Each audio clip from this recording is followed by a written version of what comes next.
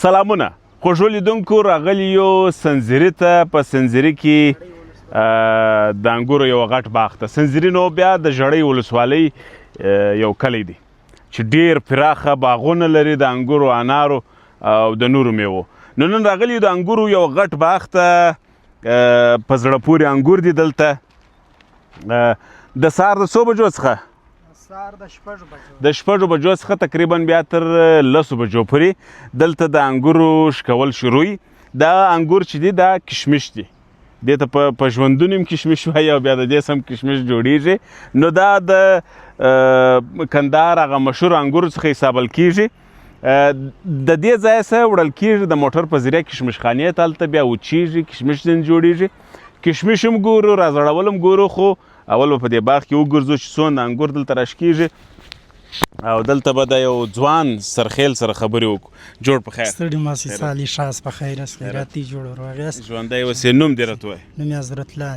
حضرت الله دلته په دې باغ کې څو تاکه دي او څونه انګور دي 200 تاکه دي تقریبا 40 خوروار انګور کوي دا 200 تاکه او د 40 خوروار بیا وړو کشمش کوي تقریبا دا بیا پر شپږمه باندې کشمش چینجوزي پر شپږمه یعنی څنګه مثال شپږ خوروار لاندې انګور یو خوروار کشمش بیا جنجوزي دا شپږ خوروار د شپږ خوروار څخه یو خوروار کشمش بیا وزي نو کشمش خو بیا ګران هم دي کنه خو ګران دي خو ستا لارې سره بنجي خپل مصارف نه جوړي دلته څو کسان اخته دي په دې باغ کې تقریبا د کشمش خانې نه پرچم پر واچې 13 کس اخته دي وس 13 او په باغ کې یوازې څو کس دي 8 کس د لیوس په باغ کې اخته دي دا 8 کس د سار د شپږ بجو څخه بیا د 11 بجو تر 11 بجو پورې تر 11 بجو پورې څومره کشمش را پرې کولای شي تقریبا دغه تخروار د شاوخوا پرې کوي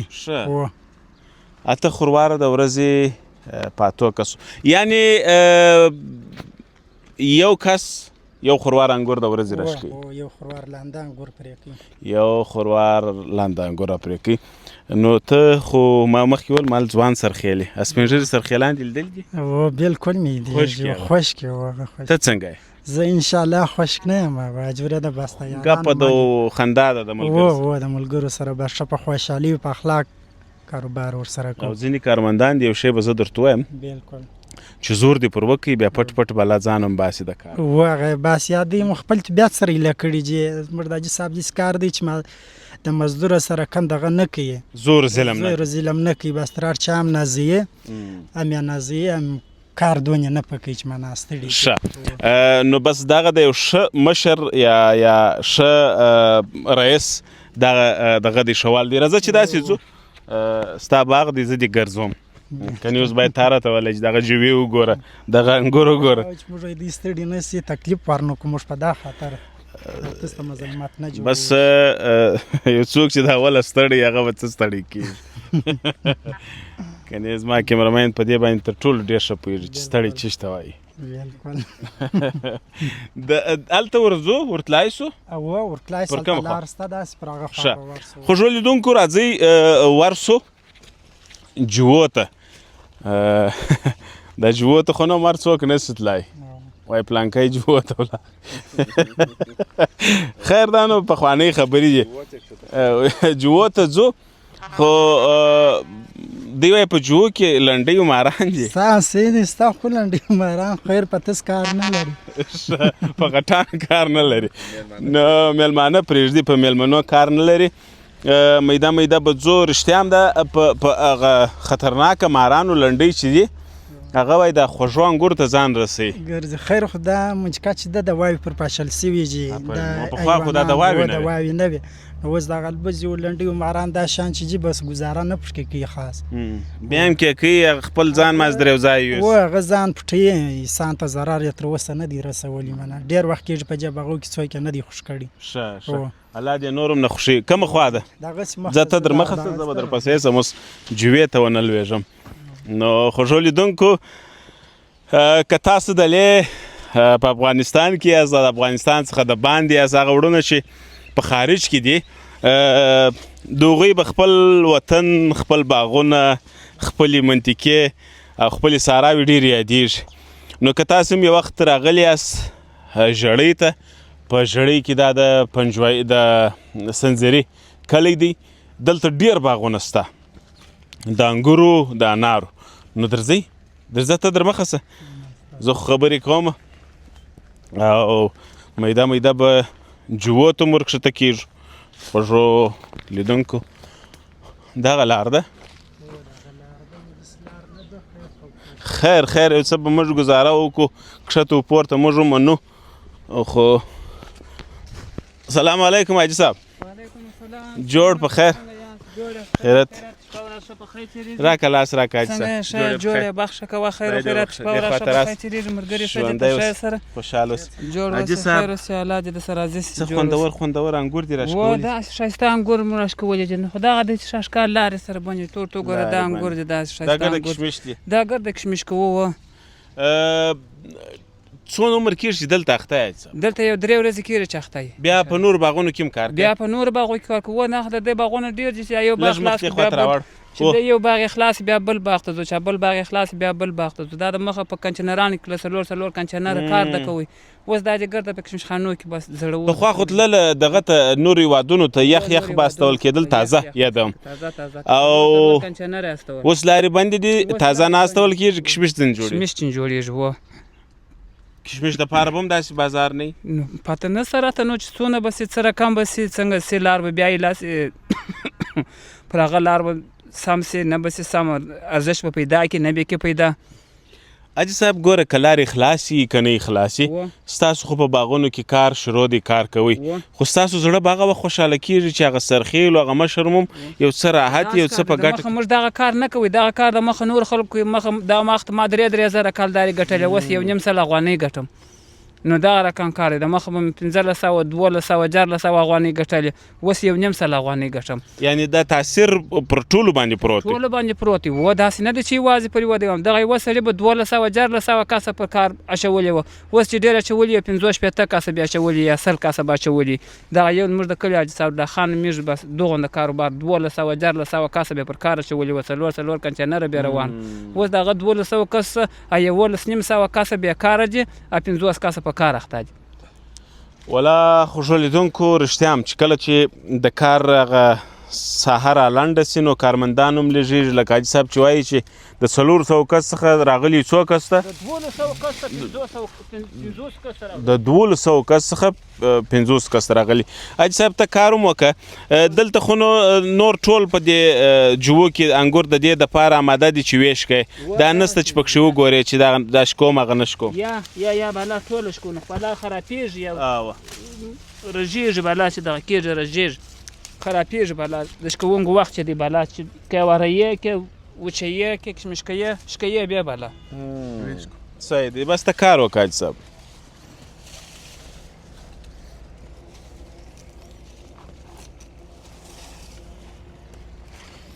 نو خوږو لیدونکو هغه خلک چې وایي دا دانه یې لکه لالو مرجان، دا نو د وطن انګور دي، خواږه انګور دي، طبیعي انګور دي.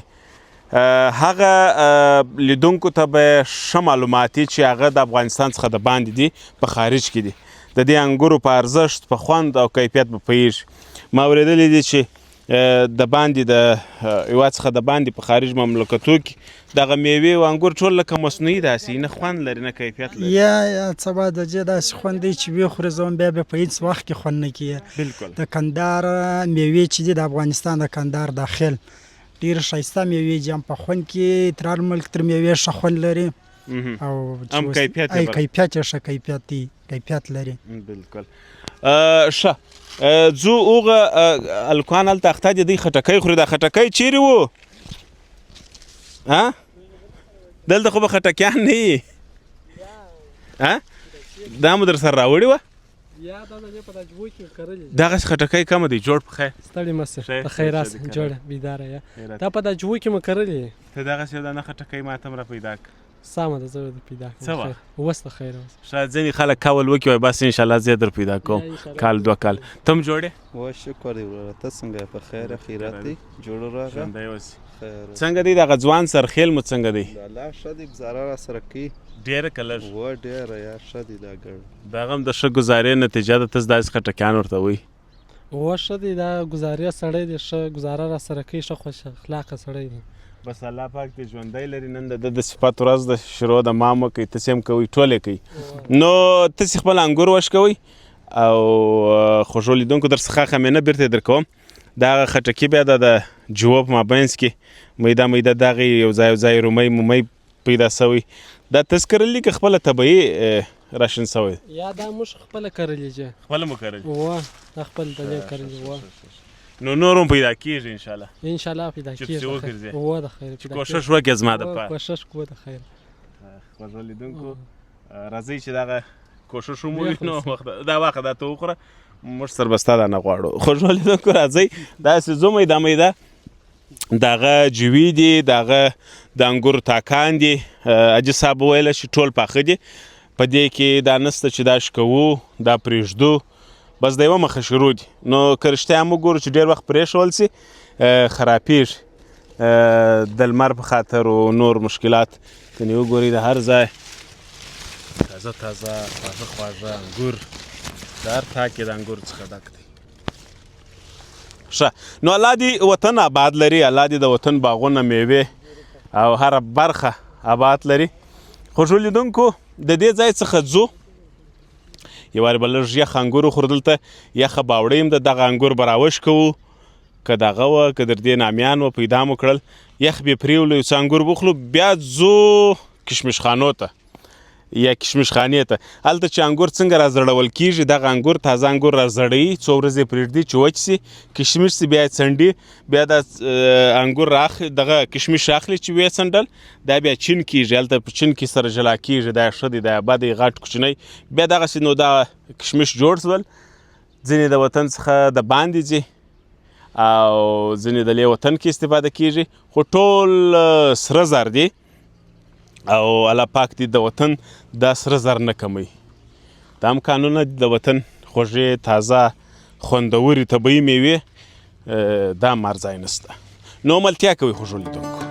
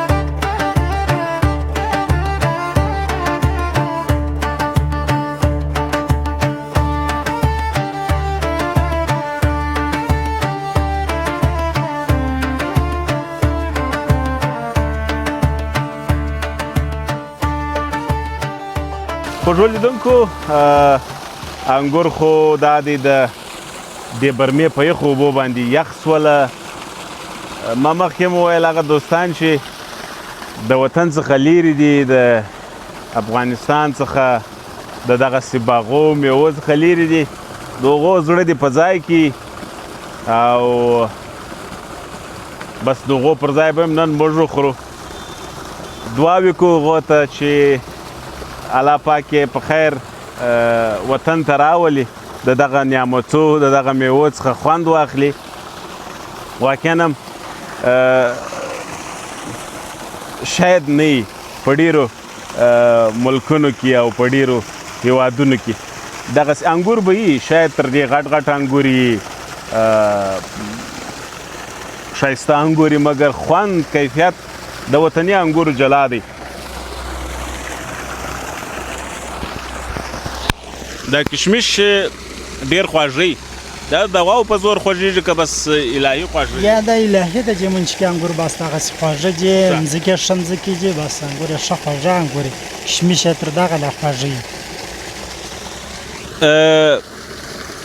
دغه انګور یو من په بازار کې په څو دی یو من اوس نو زه دمه په 50 په 60 افغانۍ خرڅېږي هغه لار چې بنده سوه د لارې سره د انګور ګرده خو بیا هم اوس ښه چې به وظاهر دا مو پاچا او په نیوي خرڅېږي یعنې په 50 هم خلکو ورکړي دي په مارکیټ 50 هم ورکړي چې په مارکیټ کې ورځ به بازار سمې پاچا او په نیوي په 100 غونې ورکړي. خوږو لیدونکو دغه شربتي انګور ښایسته انګور یو من تقریبا په $1 باندې د خلکو بازار تور کړی دی. دا په دې خاطر باندې د ډالر خبرې کوم هغه دوستان چې د وطن څخه لیرې دي هغه باید پوه سي. نو دغه به تقریبا یو من وي تقریبا یو نیم من. نیم من به یې نیم من. شاوخوا نیم من شاوخوا. دا په 50 سنټه تاسو ترلاسه کولی سئ یعنې په $1 باندې بیخي که هغه ګران بیه او ګران پروشه دکاندار در باندې پېږدو نو بیا په $1 باندې دغونې انګور تاسو ترلاسه کولی سئ. طبیعي انګور دي خواږه خوندور د مشکل خلاص. پخوا به دغه انګور ډېر خرابېدل اوس کمې دواوې کاروئ کم سیسټم ورته جوړ کړی دی چې ماشاءالله تر ډېره خرابېده کم سوي چې دا دواوې سمې راوړي دا زموږ تجاران سم شی راوړي بیا دلته زموږ پروپاش انګور بیا نه خرابېږي او که چېرې هلته دوی بیا کیفیته شی راوړي موږ نه په پوهېږو د دوی سې راوړو پر ویې پای شو هغه نتیجه هم نه کړي ورته هغه هم خراب وي او یو وخت بیا ښه دواوې راوړي اوس ګوره ښه دوا چې پر پاشل سوې ده ښه دوا هم هغه وخت راوړي چې پام یې نه وي که نه که نه دوی کوشش کوي چې خرابه دوا راوړي نو بېچارهګان په چیش کې ګټه وکړي کارونه خراب دي. ښه سمه ده لږ انګور خورو بیا نو موږ ځو د خیره کشمش خانې ته. ولې نه پر دواړو سترګو خوږو لیدونکو راسئ تاسې وګورئ موږ به وخورو ستاسو پر ځای به یې موږ وخورو خوند ورڅخه واخلئ او ډېر ښایسته انګور دي یخی دغه یخې اوبه او دغه انګور په دا اوبو کې یخ سول خوند یې دوه چنده سو.